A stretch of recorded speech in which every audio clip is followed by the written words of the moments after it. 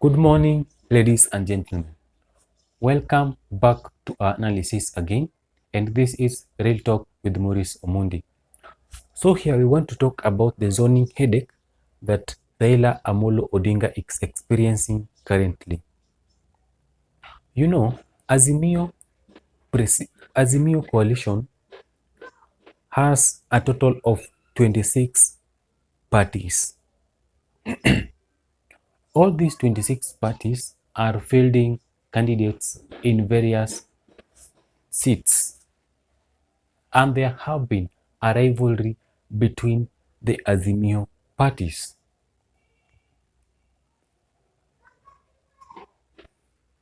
During the zoning, Azimio couldn't manage to convince other aspirants to step down for others.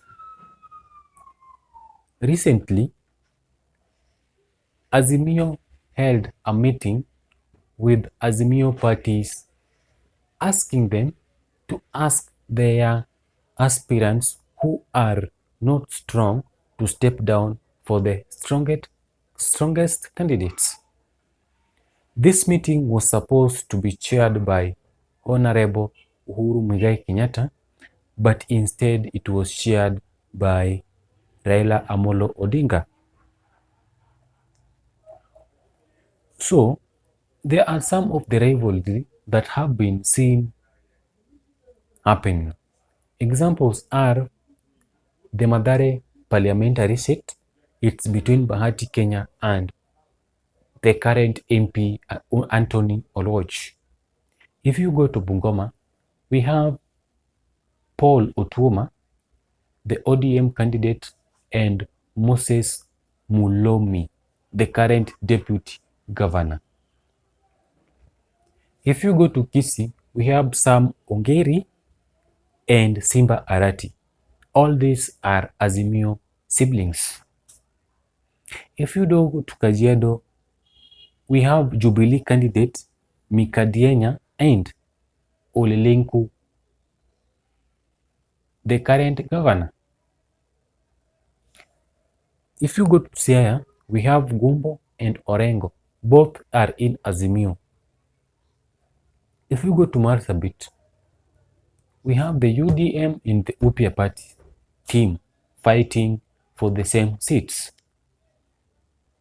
So in this video today, I want to explain why Azimio is experiencing the zoning headache. If you're watching this video for the first time, please click the subscription button so that next time you produce a video like this, YouTube will automatically notify you. And to our subscribers, thank you so much for your support. Now, there is several that have been happening around Azimio la Umoja. The sibling rivalry is real and it's being witnessed across the country.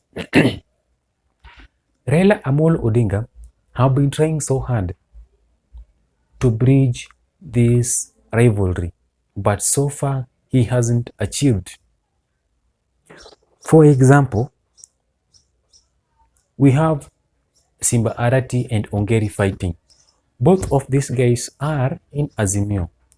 The fact have it that Simba Arati is more popular than the other guy.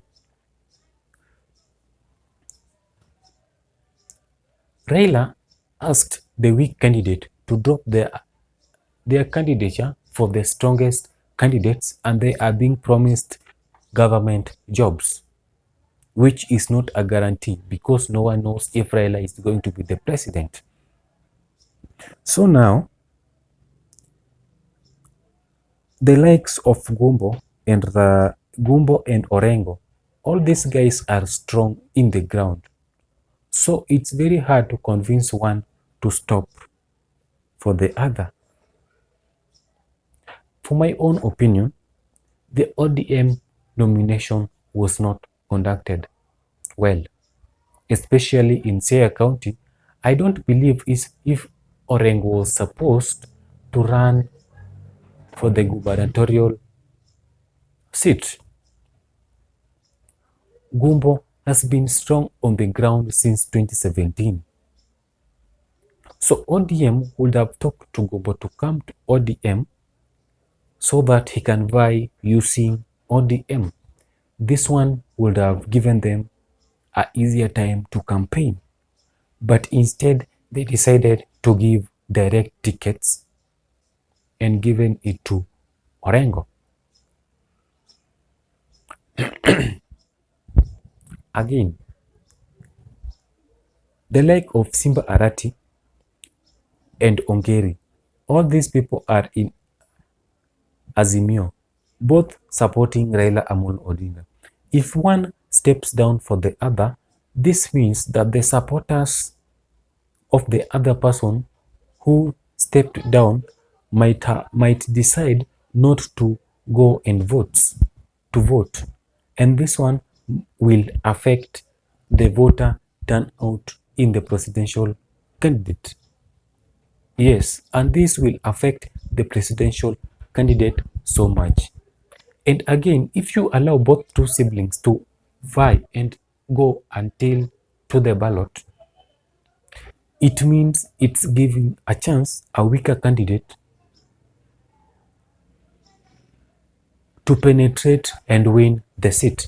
For example, in Kisii County, we have Ongeri and we have Simba Arati. Simba Arati is popular, Ongeri is also popular. Then we have the UDA candidate. You know, the fighting between Simba Arati and Ongeri can give chance for the UDA candidate to penetrate and win the seat. Yes. So it's a very, very hard task for Raila Amolo Odinga. To my own opinion, I think the weaker candidates should just step down willingly and work with the stronger candidates in their rallies. They should just campaign together to avoid the voter apathy and to avoid the low voter turnouts that might affect the presidential candidate. You know, if one drops his bid for the other, it means the other one will win automatically. But again, the supporters of the person who dropped his candidature might have decided not to attend and vote. And this will not affect the gubernatorial candidate, but instead affect Raila Amolo Odinga at the national level. So it is a critical thing, but I tend to believe if both two gentlemen like Simba Arati and Ongeri came to an agreement, work together, campaign together, but support one person, will give their supporters hope that these people have reconciled. So to us, we can also reconcile and work together. Yes, that's how I tend to believe. Let's take an example of Mathare, Bahati Kenya and Anthony Oluoch. Bahati Kenya tend to believe that he was born in Mathare and raised in Mathare. Yes, that is true. Mathare is an ODM zone. And in Nairobi, the Azimio coalition did something we call zoning. They gave 8 constituencies to ODM, 8 constituencies to Jubilee, and 1 constituency to Wiper. Bahati Kenya is a Jubilee candidate vying for Mathare seat. Mathare is an ODM constituency. So this means that Bahati should drop his bid. But again, he believed that he is popular than Oluoch, the current MP, and he want to go to the ballot. Now, he has already started throwing things that are not good for Azimio team, saying that if he drops his candidature, Raila Amolo Odinga will lose. But come to think of it, what if he drops his candidature, promised a job as it is now, and he works with Anthony Oluoch? They campaign together so that they don't affect the presidential candidate. That's number one. The splitting of votes is also a factor. You know, when siblings fight and they have one mother or father, they both share one thing in common: the love for the mother and the love for the father. Let's say they have a mother, they both share the love. Let's take for an example, Sam Ongeri and Simba Arati. They both share the love of Azimio la Umoja as a coalition.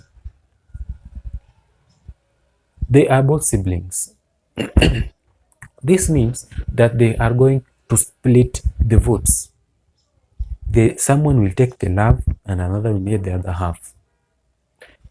And this one, splitting the vote, it's giving room for a weaker candidate to penetrate, and this one make them win. Yes. Another thing that I tend to believe that we have been witnessing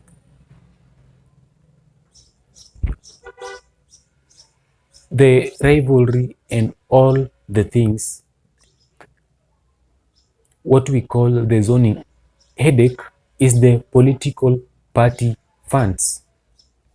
All these parties in Azimio are looking forward to qualify for the political party's funds. So it's really difficult to convince one party to drop his candidate for the other party, knowing very well that they have a chance to get the political party fund. Another thing is the majority member of parliament.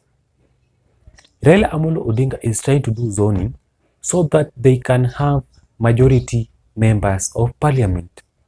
You know, as a president, you should have majority member of parliament to make you stronger, to avoid such things like impeachment and pass bills easily. Without that, you might be facing an impeachment and passing bills will be difficult in that house. Yes.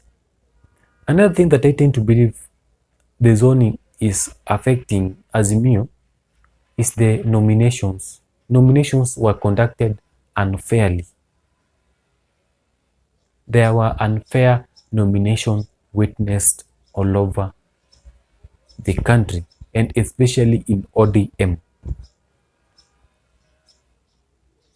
Another thing that I tend to believe that the zoning headache is experienced in Azimio is the assurance of presidency. They are not assured if Raila will win the presidency. So because there is no assurance of Raila winning the presidency and they are being promised jobs, what if Raila loses the presidency? Where will they get the job? So that's the thing that is making this zoning be difficult. No one believes and sure that Raila is going to be the president. So guys, that's my take and I hope you enjoyed the video. Let's meet in our next video where I am going to analyze the Mount Kenya politics. Welcome and subscribe. God bless you.